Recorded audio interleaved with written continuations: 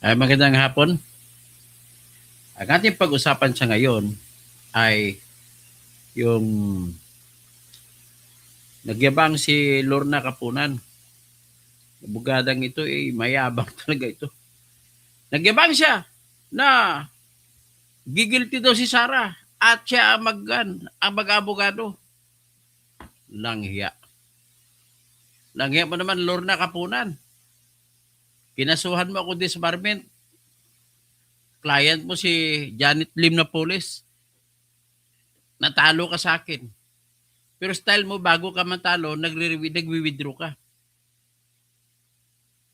Kinasuhan mo rin ako sa libel sa Office of the City Prosecutor ng Taguig para kay Janet Lim na police, natalo ka rin. Pero bago ka natalo, nag-withdraw ka ng kaso. Yan ang reputasyon mo eh. O, nag-abogado ka kay Atong Ang, bago matalo si Atong Ang, nag-withdraw ka. Style mo talaga bulok. Ay, nako. Tapos ito, magyabang ka pa na kaya mong pumasok na kukunin ka ng mga nila Jervil Wistro na isa sa abogado na trial lawyer. Nako, kung pwede lang akong magbogado, ako lang harap sa iyo. Mag-volunteer ako kay Sara na mag-abogado ni Sara. Tingnan natin kung paano ka mananalo. O, ito po yung news report, na kung saan kinasuhan ako ni Lorna Kapunan ng libel nang dahil kay Janet Lim na police na kanyang client. That was on August 2013. Na police sues Rappler, reporter, 6 others. Yan sa 6 others, andito po pangalan ko. Ito po, lawyer, vlogger, Berteni Kausing. Kinasuhan ni Janet Lim na police. Kaya, ano nangyari? Talo. So, bago natin tirahin yan, siguro naman, mas maganda siguro na itugtog ko muna yung theme song ko kay Sara Duterte.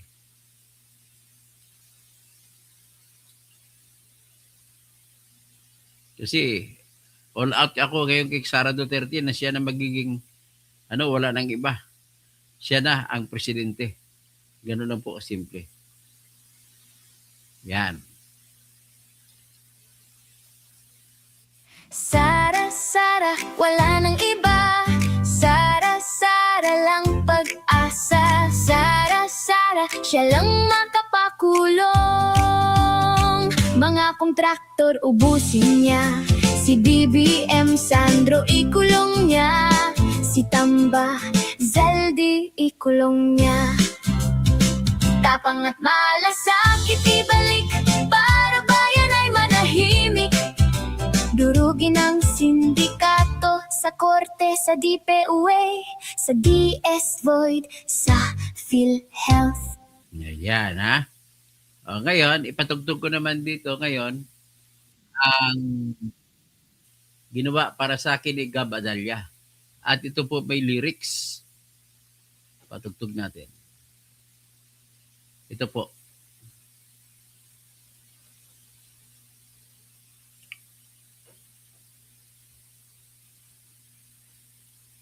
Okay, Gab Adalia.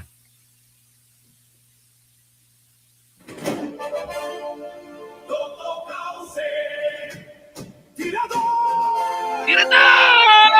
Ng lahat tagapagtanggol ng mga naaapi.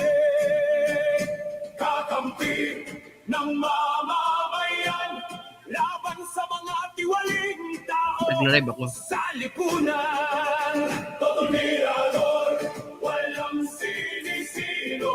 Mabuting kaibigan, mahirap na kaaway. Walang takot, isigaw ang katotohanan. Buhay niya itataya para sa inang bayan. Toto Kausing, Toto Kausing, tirador! Kaibigan ng lahat, tagapagtanggol ng mga naaapi. Kakampi ng mamamayan. Mimi Marie, shout out. Mga tiwaling tao sa lipunan. Todo mirador,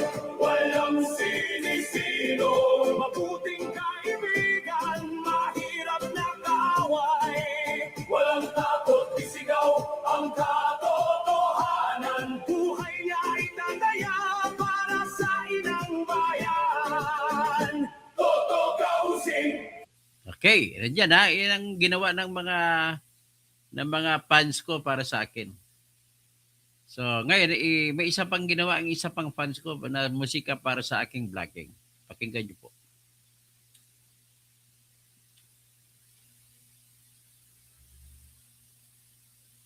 Ito siya.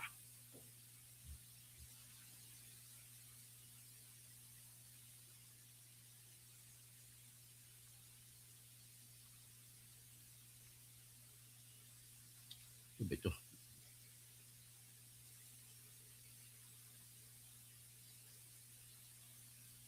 Ito.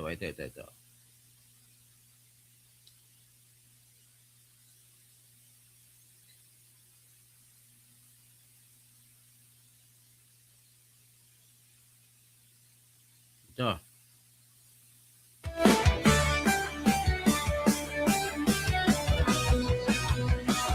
Sa Pilipinas, kilala ang tindi. Hindi kayang bayaran ni numan ang kanyang prinsipyo. Kapag may inapi, siyang nariyan. Kapag may bayaran, siya ang hadlang. Hindi siya tiklop sa pananakot ng iilan. Hindi siya alila ng sino mang mayaman. Kung ang kapangyarihan nila ay inaabuso, hinahawi niya yan mano-mano. Kapag ang taong bayan ang nasasakal, siya ang unang sumusugod, tumatagal. Hindi pera ang sukatan ng halaga, kundi kung sino ang lumalaban para sa masa. Totogasing tirador, totogasing tirador, kakapin ang naaapi, kalaban ng sakim na mandarambon. Totogasing tirador, totogasing tirador, hindi kayang bilhin ang puso niyang matibay.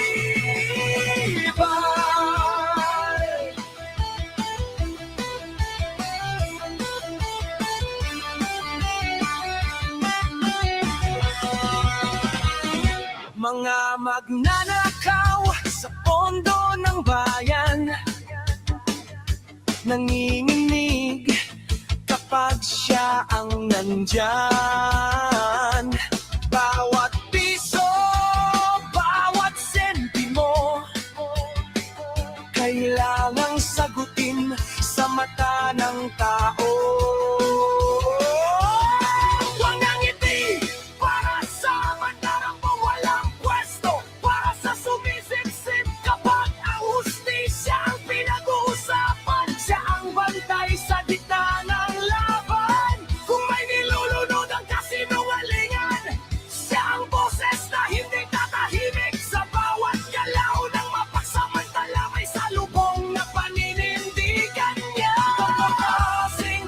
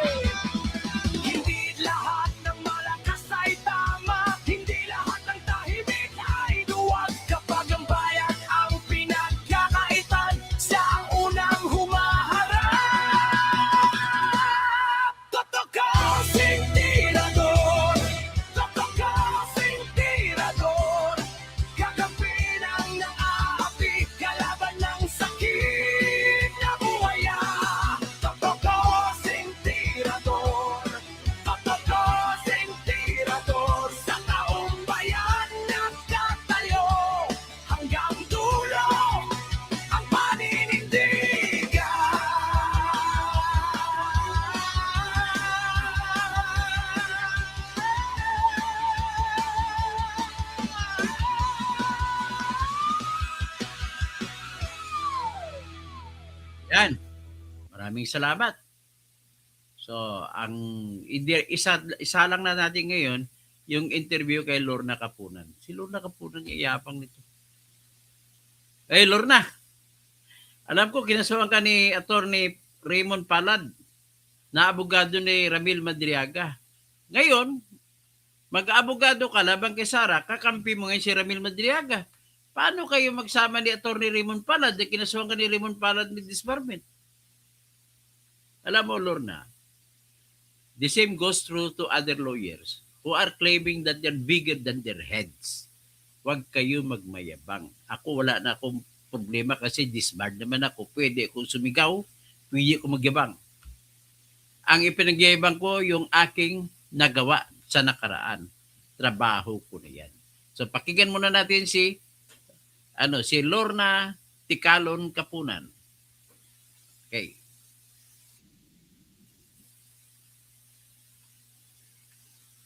Pasa muna natin si Lorna Ticalon Kapunan. Alam ko parang tumboy ka ba? Natatawa ako nung tinanong ni Muntol po si Rowena Guanzon, attorney. Si Attorney Rowena Guanzon, disclosure ko lang. Ang nanay niya po, Kausing ang middle name. Kaya magkamag-anak kaya kung gaano siya katapang, siguro pareho kami katapang kasi parehong Kausing ang pamilya namin. Pero anyway, pakinggan muna natin si Kapunan. Ikakapunan natin to. If the impeachment case of Vice President Sara Duterte does go to trial, is there enough evidence to lead to a conviction? Let's discuss this with veteran lawyer Lorna Kapunan. Attorney, good evening. Welcome to The Big Story. Good evening, sis. Right, you have expressed readiness to be part of the prosecution yabang, ha? team. Mag-part Well, ng if asked, abogado we're na always ready to magpo-prosecute serve laban kay because Sara. you will recall last year that we were volunteer lawyers in the 19th Congress. Mhm. I'm trying to put my camera on, but anyways. All right, please do so. We would want to see your beautiful face. Oh, I know. bigyan natin. What's going on? Individual has I'm on my iPad kasi. All right. But Well, while you're doing that, you Magandang are hapon, Galaxy. confident of a conviction Ang if hapon, Mr. the Wonder Senate Dolper. does really go to trial. Luigi Piquero. yes, Bendik na ba daw? as I've said, there you are. There you As are. I've said, Minnie Marie. when I was asked about probable cause, I did say that even without the hearing yesterday, and yesterday's hearing was on a very important ground, which was threat on the life of the first family. Huh? Paano naging threat yan? Ang bubo mo naman. Kapunan, for it to be a threat, the recent decision of Justice Amy Lazaro Javier says that the threat must be real. Actual. So, paano magiging real kung ang condition niyan ay saka palang magiging threat kung namatay si Sara? Pag pinatay niyo ako, may kumausap na ako na papatay sa iyo. Hindi threat yan. Warning yan. At saka hindi naman siya mamatay. Wala siya katatakutan. Kasi hindi niya man napapatayin si Sara. Ano bang, asan bang mga utak ninyo? Saang law school ka ba nag-graduate? Kabobo. Ba nanalo ka? O sige, pakinggan muna natin. And the speaker, there was sufficient evidence because the evidence now is not testimonial. Sufficient evidence na testimonial. Hoy, ikaw, maldita ka. Maldito ata kasi lalaki ata to eh. Paano mo nasasabi na ang ebidensya ay hindi na testimonial? Nagsalita nga eh. So testimonial ang ginagamit ninyo. Tapos, nag-report, nakakasuhan siya ng great threat ay si Melvin Matibag. Na si Melvin Matibag, kamakailang isang kanina lamang, ay marami na mga vlogger na nagpalabas na nagmumura, papatayin niya ni si Mel Sabio. It is based on public records and given Anong public records pinagsasabi mo? by competent government agencies. Ano yun? Authenticated through the subpoena process. So- Authenticated. Ano bang authenticate? Dapat iklaro mo kung ano mga dokumento banggitin mo. Napaka-general lang statement mo. Dapat kayo pagsamahin itong magbuguin ang ulo ninyo ni Joel Chua. When they produce documents, they are asked if these are from your records, and they say yes. So it is not. Ano bang tinutukoy mong ebidensya? Akala ko grave threat pinag-usapan natin. It's not, as the defense team claims, it is not committee generated. Kasi ang sinasabi nila, Ano they're naman saying sinasabi that mo? when the complaints, impeachment complaint should have been filed, it should have already included the evidence. That is not correct. Ayan nga na. You're talking about evidentiary matters kung totoo hindi. Kung gano'n na sinasabi mo, Iha, you will never ever win. Ito lang masabi. Ipakita ko na lang dito ngayon. Ito po, ipakita ko sa inyo. Ang una ko ipakita sa inyo yung decision ng IBP kung saan ang kanyang kliyente na si Janet Lim Napoles ay tinalo ko. Kinasuhan ako ng disbarment. So ito po ang aking ipakita.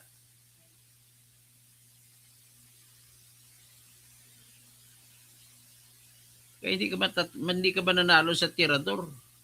Kakantahan lang kita ng tutukausing tirador. Patay ka na sa akin. Ayan ha. Klaro-klaro ang desisyon ng ano yan.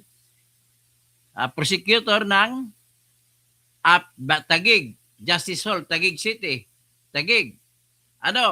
This resolves the complaint for violation of Article 353 in relation to 355 of the revised penal code libel by Janet Lim Napoles against attorney Berteni Kausing.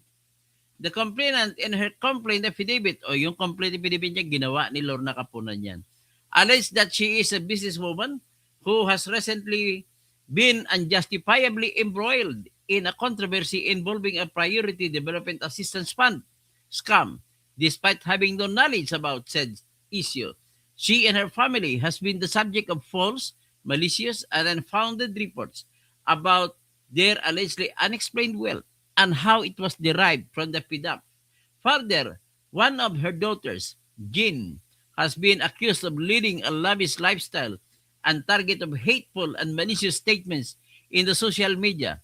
Several articles were published online and such as those written by respondent which fueled fire with groundless accusations and malice to the damage and prejudice of the complainants and entire family. Alam niyo ba kung bakit galit na galit sa akin si Janet Lim Napoles? Alam ba na?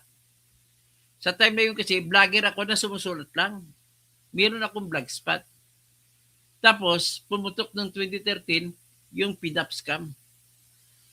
Tapos, it so happened, nagbubukas ako ng Tumblr account.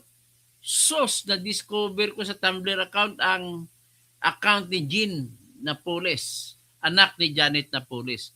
At ang kanya mga sapatos, 16 pairs of YSL. Tapos may condominium pa sa Rich Tower. Na-discover ko lahat.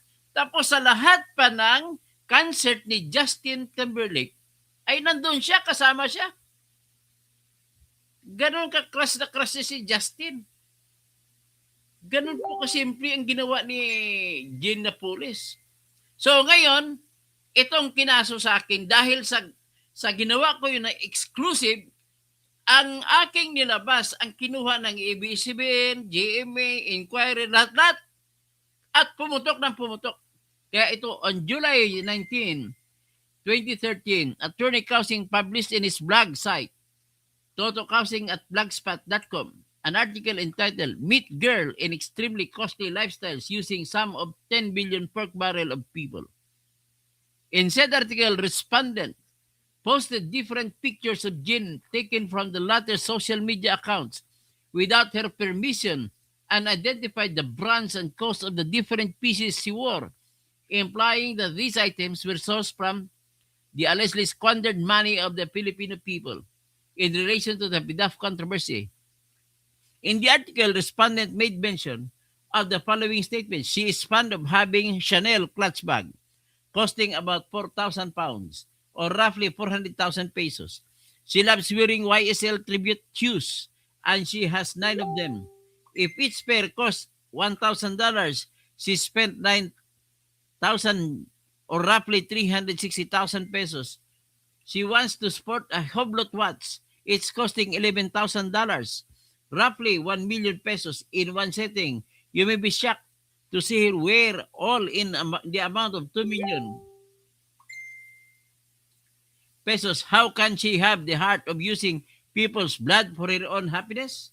In the same July 19, 2013 article, ito July 19 ko pala pinost, respondent also posted pictures of Jin posing beside celebrities to include that she is a shameless and insensitive person. He also written the following comment. She is fond of following world stars and celebrities. She posed with Justin Bieber. Ay, hindi pala Timberlake. Justin Bieber. She followed Justin Timberlake din. She followed Justin Timberlake. She posed with many other internationally known personalities. She has thick face. Further, respondent referred to Jin as a woman without conscience, a thick-faced, a daughter of a motherfucker, and someone who must be fucked in prison. Grabe naman ang English ko nung araw, matindi ah. Ngayon ko lang nalaman na matindi pala yung ginawa ko.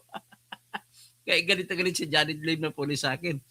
He referred to the complainant as a motherfucker. Attorney Kausing even had the audacity to brag that said article was already viewed by more than 100,000 Filipinos. Actually, milyon na nakapanood nito, nakabasa.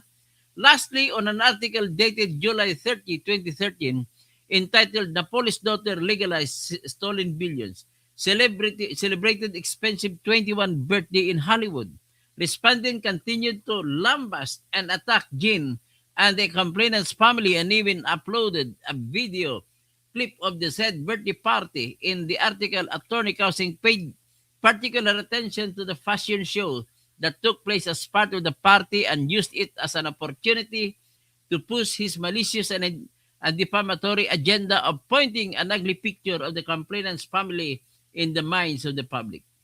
In his counter affidavit, the respondent claimed that the two blog articles were not libelous, there being no malice. He merely expressed his opinions as an author based on the facts presented.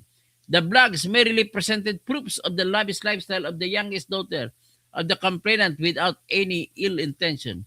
The blogs were written merely to inform the people, and to inform does not mean to induce.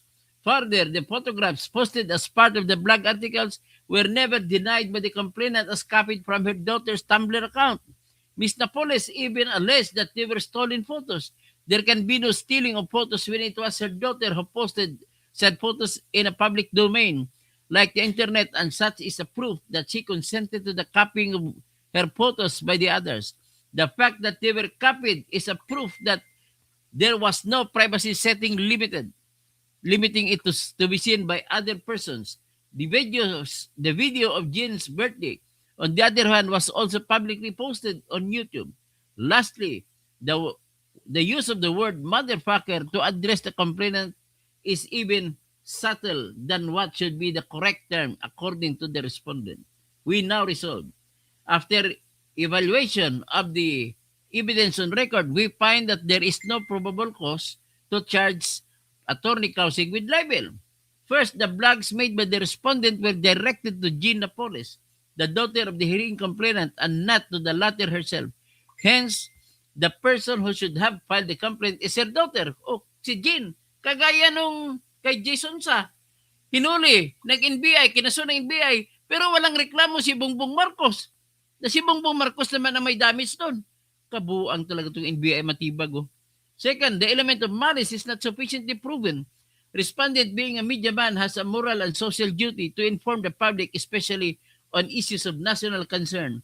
In this case, the blogs made by the respondent are mere facts and opinions made in the performance of a moral and social duty. Moreover, after scrutiny of the contents of the blogs, it appeared to be already of public knowledge, and complainant and her family had been subject of criticism, bashing from the media outfits even before these blogs by the respondent were published. It is noted that the PDAP scam involving the complainant at that time was a national issue and subject of a public outrage. These blogs are mere comments, opinions of the author.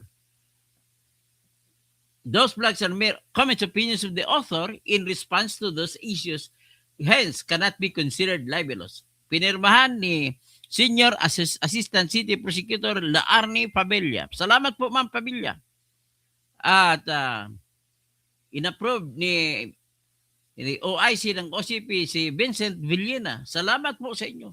O yan di panalo kong libel case na sinampa mo laban sa akin, Lorna Kapunan. So what take face can you have now to see that you will win over Sara? O ito pa, pakita ko pa yung panalo ko sa disbarment na pinaso mo sa akin. O, kinasuhan mo ko ni disbarment dahil kay Janet Napoles. Ito po yung decision ng Supreme Court. O yan. Ano sabi ng Supreme Court? Considering that the findings of facts and recommendations of the investigating commissioner in the attached January 28, 2014 report and recommendation as approved by the board are supported by the evidence on record used by the applicable laws, the court adopts and accepts these findings and recommendation and resolves to dismiss the case against Attorney Berteni C. Causing. Ano masabi mo, Kapunan?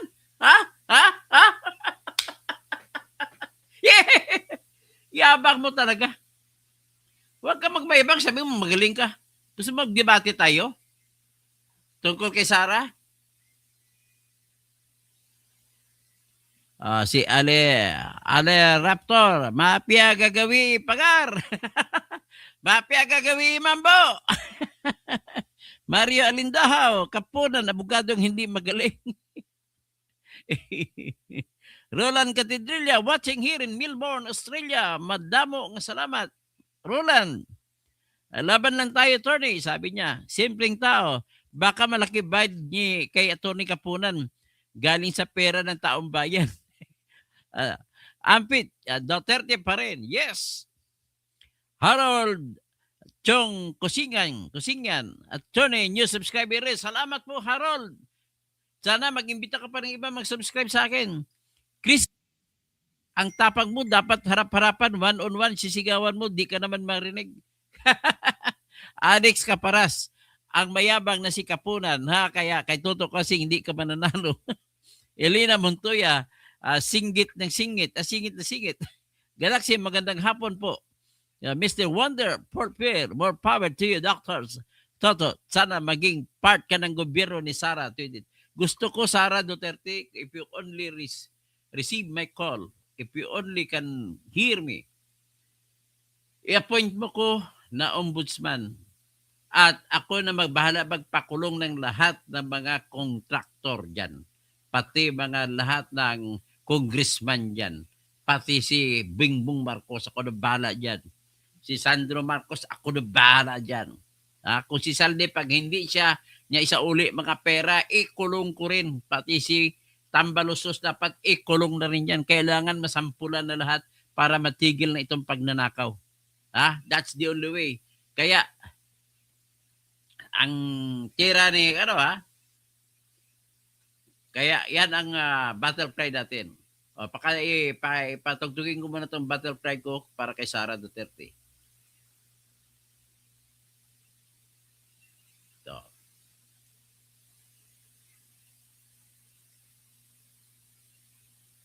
Sara, Sara, wala nang iba.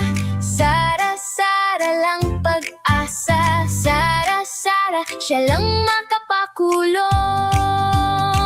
Mga kontraktor ubusin niya. Si BBM Sandro ikulong niya. Si Tamba Zaldi ikulong niya. Tapang at malasakit ibalik para bayan ay manahimik. Durugin ang sindikato sa korte, sa DPUA, sa DS Void, sa PhilHealth. Ayan Maraming salamat at out na tayo.